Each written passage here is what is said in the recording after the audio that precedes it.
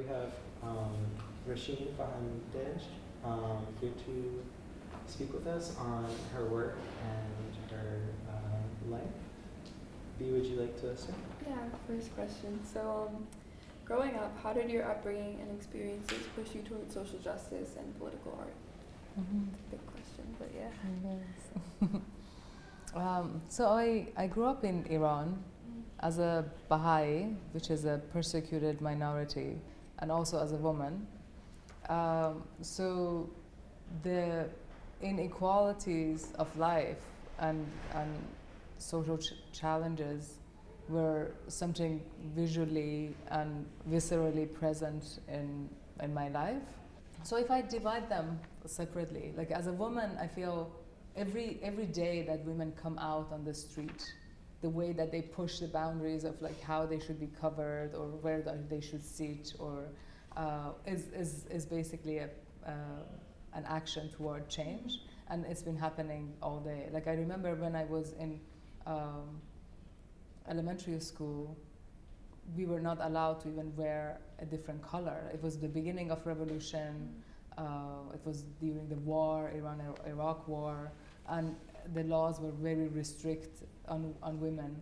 As a Baha'i, Baha'is believe that we are in this world to create a social justice and create peace. So even though I was encountering a lot of injustices in my life, the idea of like you living for a greater good for everybody was a background narrative in our home and in our community. So it was very hard to kind of see myself not coming to it. It was not something I was thinking as a career. It was something that it was part of life.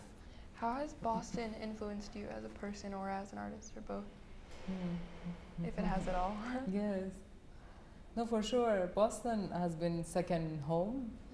I think I can see the impact of Boston in my work and my practice much more in the past few years that I've been doing community engaged work. And through this project, I learned a lot. I feel like every conversation I have with the community members, every interview that I do, is basically a learning curve. I feel like much more closer to city of Boston or to United States in general. Like even though I'm critical, but I come to it from a space of love and understanding of those spaces. Like I come to these spaces wanting the change and the good for everybody. We were very interested, to learn what inspired you to create Father's Life. Later, when I was an artist in residence with the city, and I had this need of like engaging directly with the community, and the first thing that I was thinking was violence, like why there is violence and how can we understand this space more. And the more I researched I did, I realized the amount of absence that exists in the lower income communities, how many fathers are missing. Most of the youths that I worked with, they didn't have their fathers around. And then the more research kind of revealed to me this sort of structural system that we put in place with the criminal justice system, that how we would incarcerate like a huge amount of people, mostly vulnerable, lower income communities, and then once you're in the system, then it's very hard to come out. So for me, I see a direct correlation between the absence and what that absence sort of manifests in the sort of these sort of physical spaces of violence in the city. So I think that was how I came to it, but the way that I present it is from the space of love. So the way that you encounter the work is not knowing about the absence. You actually hear the voices of men singing lullaby for you. You come to this space of a very violent space of injustice, but from a very strong space of love and intimacy. And that's what I would like to give voice to. We're going to ask some quick, fun questions now. Sure. Yeah, thank you. Mm-hmm.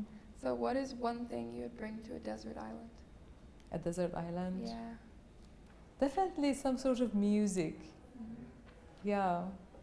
Mm-hmm. Something that it would connect you to the space beyond, because I probably could draw and paint on the sand a lot. So yeah, something musical. What's a Persian food that everybody should try? Ooh. Fasanjun. So the ingredient of it is chicken, walnut, and pomegranate paste. So it's a sweet, sour, and I actually made it yesterday. The other one is qorme sabzi, which is all fresh herbs. So the fasanjun is very brown and very hearty. Qorme sabzi is green because it's all fresh herbs and beans, and you could add meat or not add meat. Both of them go with rice. Thank you. Thank Thank you so you. much. Questions?